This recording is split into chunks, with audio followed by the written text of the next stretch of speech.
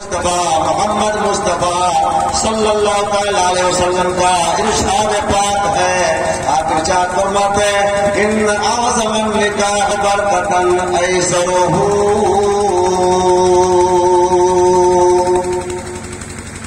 مطلب کہ بولیے کوئی آدمی خاموش نہ رہی، ہر ایک کی زبان سے نکلے. آقا فرماتے ہیں سب سے زیادہ برکت والی شادی وہ ہے، سب سے زیادہ برکت والی شادی وہ ہے جس کو سب سے آسانی کے ساتھ، کم خرچے کے ساتھ، انتہائی سہل طریقے سے، آسان طریقے سے، بالکل سادے انداز میں، کم خرچے کے ساتھ انجام تک پہنچایا جائے. اس شادی میں برکت ہے جس میں خرچہ کم کیا جائے، لمبا کم کیا جائے، کام جام کم کر دیا جائے، جھول جھال کم کیا جائے. ظاہر بات ہے جھول جھال بڑھائیے گا برکت اٹھے گی، تام جام بڑھائیے گا برکت اٹھے گی، بارات زیادہ لے کے جائیے گا پریشانی میں رہیے گا.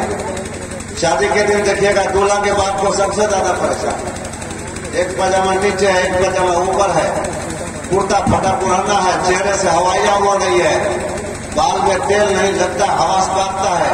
کیا بات ہے چچا جان، بیٹا کی شادی ہے، شاداب رہنا چاہیے، پھول کی طرح کھلنا چاہیے. ایسی حالت کیوں بنا رکھی ہے؟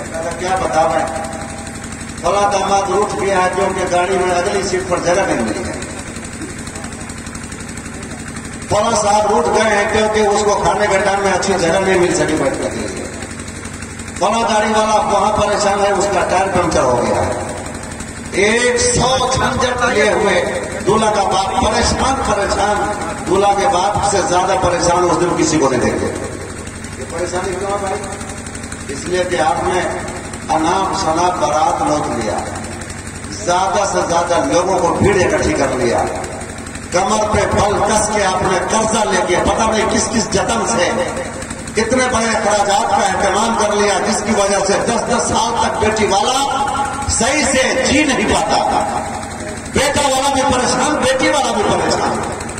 اللہ کے حبیب صلی اللہ علیہ وسلم فرماتے ہیں اگر پریشانی سے بچنا چاہتے ہو اور اپنی شادی میں برکتیں لانا چاہتے ہو تو شادی کو آسان طریقے سے انجام تک پہنچاؤ، آسان انداز میں شادیاں کرو.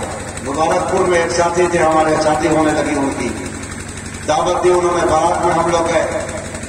مبارک پوری میں شادی تھی، اس محلہ سے اس محلہ، لڑکا کو رکشا میں بٹھا دیا گیا، رکشا میں بٹھایا گیا. آپ کو کہتا آپ کیا ہے، کون آپ کے ہے، کون گاڑی کا نام ہے؟ اسکارپیو. اس سے نیچے اگر دولہا کو گاڑی دیجیے تو وہ بیٹھنے کو تیار نہیں ہوتا. ایک ایسا بتاؤ دولہا تھا اپنے دھمسا ضلع میں، زیادہ پیسہ کما کے آ گیا تھا، کہتا تھا ہم 2000 پہ جا کے جائیں گے باہر. دو بات بتا ہو گئی ہے، 2000 پہ جائیں گے جی. تو ہیلی کاپٹر پہ 2 گھنٹہ 2 لاکھ 2.5 لاکھ روپیہ لیا. اب وہ بھی پابندی کتنی، اتنے ٹائم میں اگر آپ آ کے بیٹھ گئے تو ٹھیک ہے ورنہ ہم اڑ جائیں گے. اب چاہے ایک پاجامہ پانا ہو، ایک پاجامہ باقی ہو، جانا پڑے گا. اب اس میں بھی دلہن ساتھ میں نہیں بیٹھ پائے گی تو کیسا یہ مسلمان ہو گیا، کیسی اس کی غیرت ہو گئی، کیسی اس کی سوچ ہو گئی.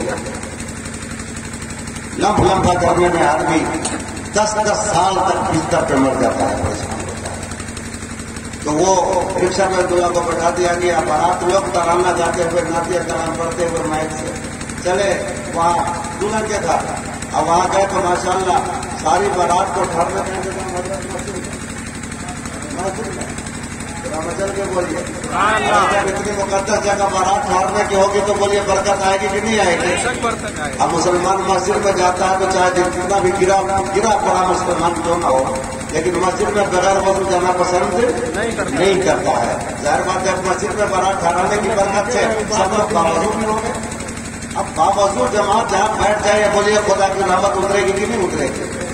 باوضو سب مسجد میں بیٹھے، ایک ایک لسی پلائی گئی، ایک ایک چائے پلائی گئی، ایک ایک پان کھلایا گیا.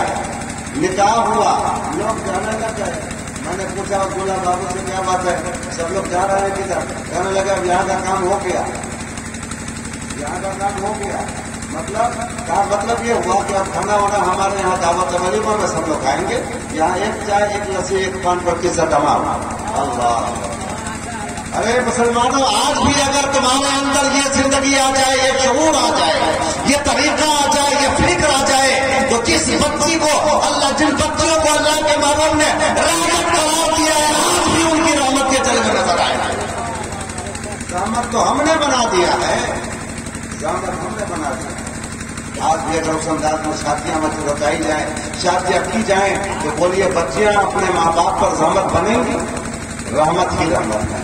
اتنا ہی خرچہ ہوا لڑکی والے کا، اللہ علی یہ مبارک پور کی بات بتا رہا ہوں۔ آپ لوگ دوسری دنیا کے تو لوگ نہیں ہیں۔ یہاں کافروں کا، غیر مسلموں کا طور طریقہ شیوا ہم نے اپنا لیا۔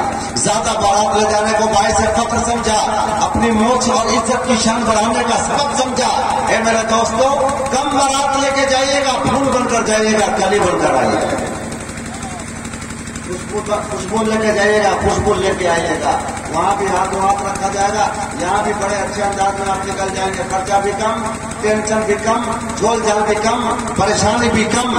اللہ کے حبیب کا ارشاد اپنی جگہ اٹل ہے، سب سے زیادہ برکت والی شادی وہ ہے جس میں خرچہ کم کیا جائے، مگر آج ماننے کو لگتے ہیں۔ اللہ تعالیٰ توفیق عطا فرمائے۔ آج کی گفتگو میری بالکل ادھوری ہے، ٹائم زیادہ ہونے کی وجہ سے میں اپنی گفتگو کا تھوڑا تھوڑا حصہ پیش کر دیا ہوں۔ دوسری ملاقات ہوئی تو انشاءاللہ اس سلسلے کو آگے بڑھاؤں گا۔ فی الحال اتنی بات عرض کر کے گزر جاؤں کہ مسئلہ کے اعلیٰ حضرت کا کوئی غلط معنی مطلب آپ کو بتائے کہ فلاں کا فتویٰ مانو گے تب مسئلہ کے اعلیٰ حضرت والے رہو گے، فلاں حضرت کو مانو گے تب مسئلہ کے اعلیٰ حضرت والے رہو گے، تو آپ اس کے منہ پہ ٹھکرا دیجیے اور کہہ دیجیے کہ نادان، تم نے مسئلہ کے اعلیٰ حضرت کا مطلب سمجھا ہی نہیں ہے، اس لیے تم دوسرے کو سمجھانے کا بھی کوئی حق نہیں رکھتا۔ مسئلہ کہ اعلیٰ حضرت کسی ایک مولانا صاحب کے پیدا کیے ہوئے بنائے ہوئے قانون کا نام نہیں ہے، کسی ایک حضرت کے فتویٰ کا نام نہیں ہے۔ مسئلہ کہ اعلیٰ حضرت تو مسئلہ کے صحابہ کا نام ہے، مسئلہ کہ ابوبکر صدیق کا نام ہے، مسئلہ کے عمر کا نام ہے، مسئلہ کے عثمان غنی کا نام ہے، مسئلہ کے مولا علی کا نام ہے، مسئلہ کے عبداللہ بن زبیر کا نام ہے، مسئلہ کے صحابہ کا نام ہے، مسئلہ کے ابو ہریرہ کا نام ہے، مسئلہ کے عبداللہ بن مسعود کا نام ہے۔ مسئلہ کے صحابہ کا مطلب 1,25,000 صحابہ کرام کے مسئلہ کا نام۔ شافعی نے جن کو اپنایا، امام اعظم نے جن کو اپنایا، امام مالک نے جن کو اپنایا، امام احمد بن حنبل نے جن کو اپنایا، حالانکہ غوث پاک حنبلی ہیں۔ غوث پاک رضی اللہ تعالیٰ عنہ کیا ہیں؟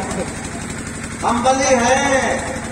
1,000 مسئلے میں ہمارا ان کا اختلاف ہے، ہم لوگ اختلاف رکھتے ہیں، مگر غوث پاک سے اختلاف رکھنے کے باوجود بولیے غوث پاک کے ہم باقی کہلائیں گے؟ کیا ہم کو کوئی کہہ سکتا ہے کہ یہ باقی غوث اعظم ہے؟ مسائل میں اختلاف تو ہیں، مگر محب غوث اعظم ہے، عاشق غوث اعظم ہے، ورثہ غوث اعظم ہے، دیوانہ غوث اعظم ہے، غوث اعظم کے چاہنے والے ہیں، ان کے مت والے ہیں، ان کے نام پر جان چھڑکنے والے ہیں۔ مسائل میں اختلاف اپنی جگہ، عقیدت کا رشتہ اپنی جگہ۔ ہم سرکار تاج الشریعہ کو بھی مانتے ہیں، سرکار مولانا مطہرہ کو بھی مانتے ہیں، سرکار بغداد کو بھی مانتے ہیں، جتنے بھی اولیاء اعظم ہیں سب کو مانتے ہیں۔ راگے فقہ میں فقہ حنفی کو لے کے چلتے ہیں، اور ضرورت پڑ جاتی ہے تو کبھی کبھی حضرت قول امام مالک کو بھی لے کے چلتے ہیں، کبھی قول امام ابو یوسف کو لے کے چلتے ہیں۔ اس کے باوجود بھی کوئی حنفیت سے نہیں نکلتا، کوئی مسلک اہل سنت سے نہیں نکلتا۔ اللہ تعالیٰ فضل فرمائے کہ میری باتیں آپ کے دل و دماغ میں اتر جائیں، اور مسلک اعلیٰ حضرت جو میں نے سمجھانے کی کوشش کی ہے، اللہ تعالیٰ آپ کے دلوں میں اس کا صحیح تصور، صحیح خاکہ، صحیح معنی، صحیح مطلب آپ کے دلوں میں بٹھا دیں۔ بس میں اگر سمجھوں گا کہ اگر 4-6 لوگوں نے پبلک میں سے علماء کو سمجھتے ہیں، آپ میں سے اگر 4-6 لوگوں نے بھی مسلک اعلیٰ حضرت کا مطلب سمجھ لیا تو میں سمجھوں گا کہ بحرہ میں مولانا عبدالصمد صاحب کی شادی خانہ آبادی کے بطور میلاد شریف کی محفل میں شرکت کرنا، حاضری دینا میرا کامیاب ہو گیا۔ وما علینا الا البلاغ، وآخر دعوانا الحمدللہ رب العالمین۔